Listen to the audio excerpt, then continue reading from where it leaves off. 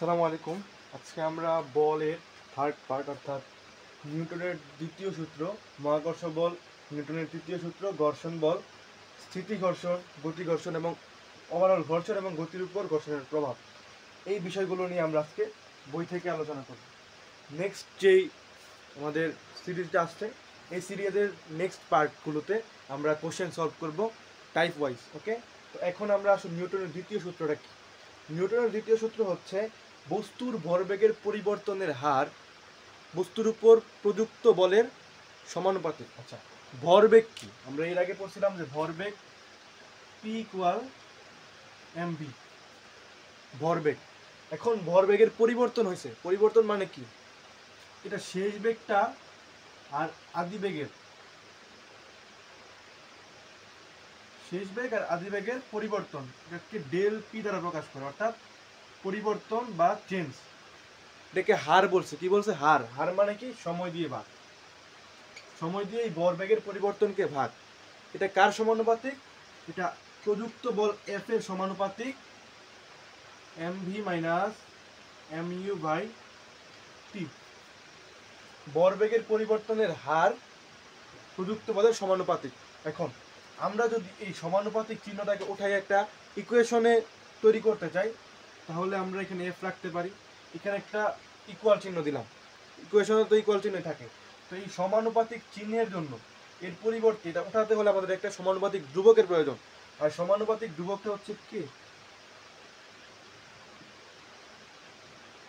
Mu by T. এখন এই কে এর মান, যারা বিজ্ঞানী ছিল তারা আবিষ্কার করছে এই কে এর মান 1। এখন আমরা একটা জিনিস দেখো, এই দুইটা থেকে আমরা এম কমন নিতে পারি কিনা, ডিভাইডেড বাই টি। এখন এফ ইকুয়াল এমটা নিচে আসলো, V minus U by T. এখন এই F equal M V minus U by T আসলো। হ্যাঁ, F equal V minus U, তোমরা গতি সূত্র যদি পড়ে থাকো তাহলে ভি মাইনাস ইউ সমান একটা রাশি জানো, ওই রাশিটা হচ্ছে এ। তাহলে এফ ইকুয়াল এম ইন্টু এ, এটাই তোমাদের সূত্র, এফ ইকুয়াল এম এ। বুঝতে পারছো কিভাবে নিউটনের দ্বিতীয় সূত্র কাজ করে? এখন দ্বিতীয় সূত্র তো আমরা আলোচনা করলাম, F DDT of D by DDT of T into M. এটা হচ্ছে তোমাদের হায়ার লেভেলের এক্সাক্ট যে সূত্রটা ওইটা। এখন আমরা আসলে মহাকর্ষ বল নিয়ে আলোচনা করি। যদি আমরা এর আগের পার্টে মহাকর্ষ বল নিয়ে আমরা ডিটেলসে আলোচনা করছি, তারপরে যেহেতু এখানে আছে তো মহাকর্ষ বল নিয়ে একটু আলোচনা করি। মহাকর্ষ বল হচ্ছে এই পুরা বিশ্বের মধ্যে একটা বস্তুর সাথে আরেকটা বস্তুর মধ্যবর্তী আকর্ষণ। ধরো এটা হচ্ছে পৃথিবী, এটা তুমি বা তুমি না, ধরো একটা আরেকটা গ্রহ, এই দুইটা গ্রহের মধ্যে একটা আকর্ষণ কাজ করে। এই আকর্ষণ যে কাজ করে, আকর্ষণের মধ্যে একটা বল কাজ করে, এই বলটা হচ্ছে মহাকর্ষ বল। মহাকর্ষ বল অর্থাৎ মহাবিশ্বের যে কোনো দুইটা বস্তুর মধ্যবর্তী আকর্ষণকে বা বিকর্ষণকে ওই বলে মহাকর্ষ বল বলে। ক্লিয়ার? এই মহাকর্ষ বল এটাও এফ। এই ক্ষেত্রে সূত্রটা হচ্ছে F equal G M one M two by R square বা ডি স্কোয়ার চাইলে। এই জিটা হচ্ছে তোমার এই মহাকর্ষীয় ধ্রুবক। জি কি? মহাকর্ষীয় ধ্রুবক। এর মান হচ্ছে 6.673 into 10 to the power minus 11, 10 to the power minus 11 newton per metre square per KG per second square. Newton per metre square per KG square, এটা হচ্ছে তোমার একক। এটা হচ্ছে মহাকর্ষীয় ধ্রুবকের একক, জি এর মান। আর এম কি? যে কোনো একটা বস্তুর ভর, আরেকটা বস্তুর ভর আর কি ওদের মধ্যবর্তী দূরত্ব। এই হচ্ছে মহাকর্ষ বলের সূত্র। এরপরে আমরা আলোচনা করব নিউটনের তৃতীয় সূত্র এবং ঘর্ষণ বল নিয়ে। তো এখন নিউটনের তৃতীয় সূত্র হচ্ছে সবচেয়ে যুগান্তকারী একটা সূত্র। যেটা আমরা সবাই পারি, যারা পড়াশোনা করে তারাও পারে, যারা পড়াশোনা করে না তারাও পারে। এটা হচ্ছে কি every action has an equal and opposite reaction. তো প্রত্যেক ক্রিয়ারই সমান এবং বিপরীত প্রতিক্রিয়া রয়েছে। এই প্রত্যেক ক্রিয়ারই যে সমান ও বিপরীত প্রতিক্রিয়া যে রয়েছে সেটা কিভাবে আমরা বুঝতে পারি? ধরো আমি এই বোর্ডটাকে ধাক্কা দিলাম বোর্ডটাকে, এই বোর্ড কিন্তু একদম পুরা সরে যাচ্ছে কিনা, আমাকে উল্টা একটা ধাক্কা দিচ্ছে। ধরো আমি আরেকজনকে, ধরো একটা দেয়ালের মধ্যে ধাক্কা দিলাম, দেয়ালটাও আমাকে কি সেমভাবেই ধাক্কা দিচ্ছে। এটা ফুটবলকে তুমি মারলাম, ফুটবল মারার পর ফুটবল কিন্তু চলে যাচ্ছে, আবার কিন্তু থেমে যাচ্ছে, কারণ বাতাসের একটা বাধা। আমি প্রথম কিন্তু বাতাসেই লাথি মারছিলাম ফুটবলটাকে, বাতাসের মধ্যে বাধা না পাইয়া কি করছে, বাধা উতরে কি করছে, দূরে গেছে। এটা কি আবার বাতাসের ঘর্ষণ বলের কারণে, অর্থাৎ এর একটা বিপরীত বলের কারণে কি থেমে গেছে। তো প্রত্যেক ক্রিয়ারই একটা সমান ও বিপরীত প্রতিক্রিয়া রয়েছে। তুমি একজন মানুষকে থাপ্পড় দিলে ওই মানুষ তোমাকে থাপ্পড় দিতে পারে, ঠিক আছে? এটা অনেক সময় হয়, অনেক সময় হয় না। উদাহরণের ক্ষেত্রে বলা যায় যে তুমি যখন একটা কিছু করছো, এর সমান এবং বিপরীত কি একটা প্রতিক্রিয়া তুমি পাইছো। এই কারণে আমরা মাটির মধ্যে হাঁটতে পারি। যখন আমরা মাটিতে পা দেই তখন মাটি আমাদের যেই বলে আমরা মাটিতে পা দিছি ওই সেম বল আমাদেরকে দেয়। এই কারণে আমরা হাঁটতে পারি। কাদার মধ্যে কেন হাঁটতে পারি না? হাঁটতে কষ্ট, হাঁটতে পারি তবে কষ্ট হয় কেন? কারণ ওইখানে আমরা যখন পাড়া দিই, তখন পা ফেলি, পা দেওয়ার পরে কিন্তু এটা পাখি কি হয়, পার নিচের দিকে চলে যায় না, সমান বলটা কিন্তু পাই না। ও রিয়েকশন করে বাট সেম রিয়েকশন করে না। এই কারণে কি আমরা হাঁটতে কষ্ট হয়। তোমার বালিতে হাঁটতেও কষ্ট হয়, পানিতে হাঁটতে পারি না কেন? পানিতে কি ওই রকম ইকুয়াল আর অপোজিট রিয়েকশনটা দিতে পারে না, এই কারণে কি আমরা হাঁটতে পারি না। তো এখন ঘর্ষণ বল কি? ধরো এটা একটা সারফেস বা তল, এই তলের মধ্য দিয়ে আমি একটা ব্লককে আমি ঠেলে নিয়ে গেলাম, একটা ব্লক, এটাকে আমরা এদিকে ঠেললাম। যদি আমি ধরো 5 নিউটন বলে ঠেলি, হ্যাঁ, কোনো বাধা নাই, কি নাই, কোনো বাধা নাই। আমরা জানি যে প্রথম সূত্র অনুযায়ী কি, জড়তা যে সূত্র সেটা হচ্ছে যে যদি কোনো বল প্রয়োগ না করা হয় তাহলে স্থির বস্তু স্থির, গতিশীল বস্তু সমদ্রুতিতে গতিশীল থাকে থাকবে। যদি এইখানে কোনো বল না থাকে, যদি এখানে কি বিপরীত কোনো বল না থাকে, কোনো বাধা না থাকে, তাহলে কি এটা যখন আমি এটাকে একবার ধাক্কা দিলাম, যখন এটা গতিশীল হইলো, তখন সেটা সমদ্রুতিতে গতিশীল হওয়ার কথা না। কিন্তু এইখানে একটা বাধা কাজ করে, কি কাজ করে? বাধা। বাধা কোথায় কাজ করে? এই যে এই সারফেসটা, এই তলের মধ্যে একটা বাধা কাজ করে। এই বাধার নাম হচ্ছে ঘর্ষণ বল। কি?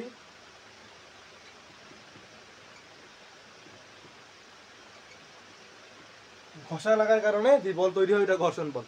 এরকম না, মানে যেটা বাধা প্রদানকারী বল সারফেসের মধ্যে থাকে ওইটা কি ঘর্ষণ বল।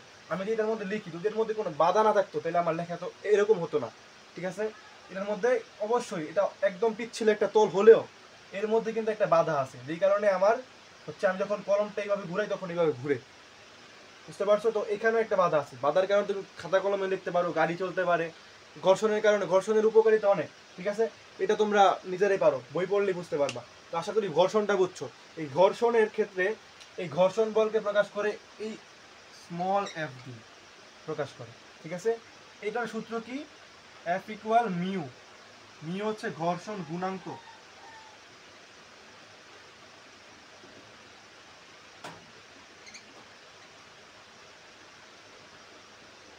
ঘর্ষণ গুণাঙ্ক বা ঘর্ষণ ধ্রুবক যাই বলো, এই মিউ দ্বারা কিন্তু তা প্রকাশ করে। আর ডব্লিউ দ্বারা কি প্রকাশ করে? ডব্লিউ দ্বারা হচ্ছে বাধা প্রদানকারী কাজ।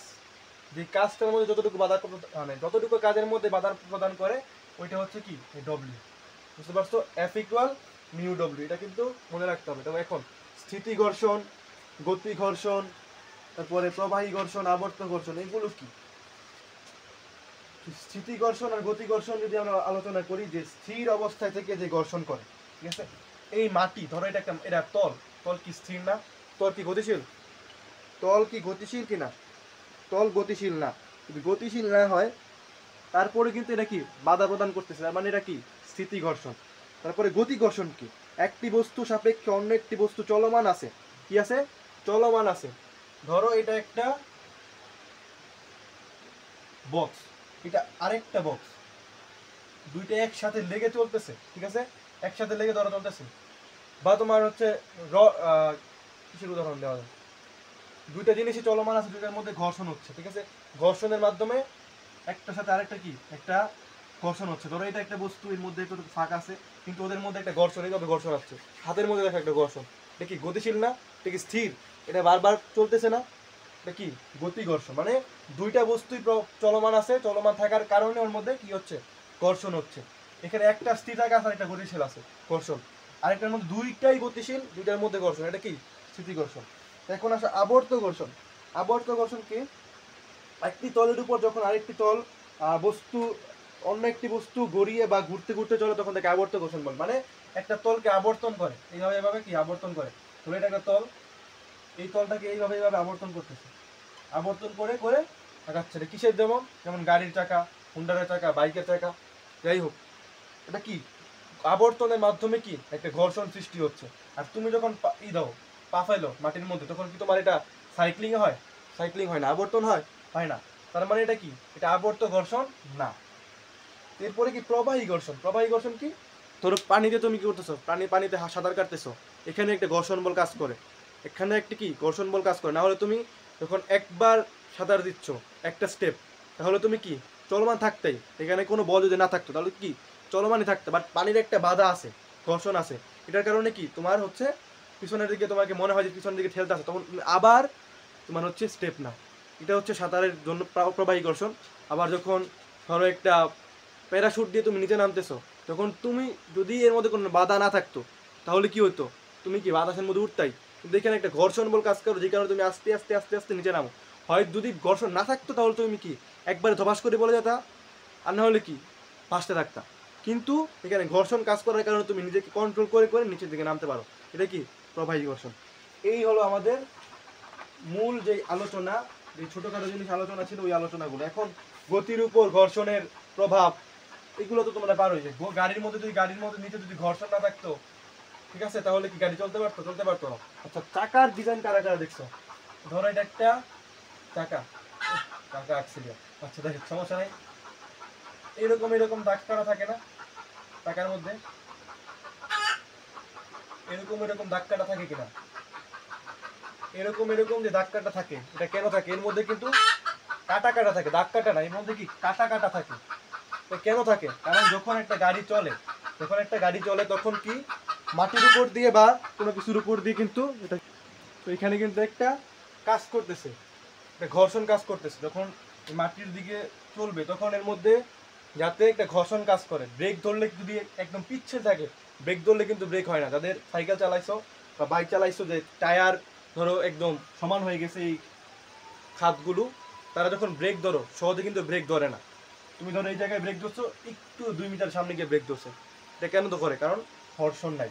এই কারণে কি গাড়ির গতির মধ্যে ঘর্ষণের ব্যবহার করা হয়, গতির নিয়ন্ত্রণের জন্য ঘর্ষণের ব্যবহার করা হয়, গাড়ির নিয়ন্ত্রণ, ব্রেকিং এগুলোর জন্য ব্যবহার করা হয়, অনেক কিছুর জন্য ঘর্ষণ। ঘর্ষণ যদি না থাকতো, একটা বাধা প্রদানকারী বল না থাকতো, তাহলে কি পৃথিবীর মধ্যে মানুষের বাস করাটাই কি হতো? কঠিন হয়ে যেত। তো এই হলো গতির উপর ঘর্ষণের প্রভাব। তোমরা বই থেকে আরো ভালো করে বলবা। আমাদের মোটামুটি যতটুকু জানা দরকার আমরা ফার্স্টে কি করছি? ফার্স্টে আমরা সূত্র পড়াইছি। সেকেন্ড পার্টে আমরা ছোটোখাটো বইয়ের আলোচনা করছি। এই থার্ড পার্টও বইয়ের এই টপিকগুলো আলোচনা করছি। এর পরের 2টা বা 3টা পার্ট হবে, ওই পার্টগুলোতে আমরা টাইপ ভিত্তিক কোশ্চেন সলভ করবো। আমরা কোনো হচ্ছে বেসিক টেসিক এর দিকে আমরা ঢুকবো না।